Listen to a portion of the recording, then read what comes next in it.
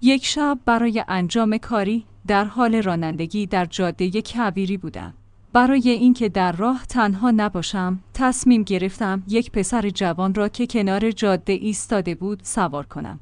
در طول راه مشغول صحبت با خنده بودیم که نگاهم به پاهای پسر افتاد. پاهایش بدون کفش با ناخن‌های سیاه و زشت که هیچ شباهتی به پای انسان نداشت بود. خیلی ترسیدم، اما تصمیم گرفتم سکوت کنم. بعد از مدتی خودش گفت که برای دستشویی رفتن توقف کنم. وقتی پیاده شد و کمی فاصله گرفت، با سرعت فرار کردم. از ترس زیاد نزدیک شهر بعدی کمی توقف کردم که دیدم پیرمردی قصد سفر دارد. او را هم سوار کردم. در میانه راه ماجرا را برای پیرمرد تعریف کردم، اما جوابی داد که من را ترساند. پیرمرد گفت پاهایش شبیه به دستهای من بود. نگاه کردم و دیدم دستهایش وحشتناک و عجیب است. وقتی نگاه من را به خودش دید، با لبخند ترسناکی فقط یک جمله گفت: چرا من را آنجا تنها رها کردی؟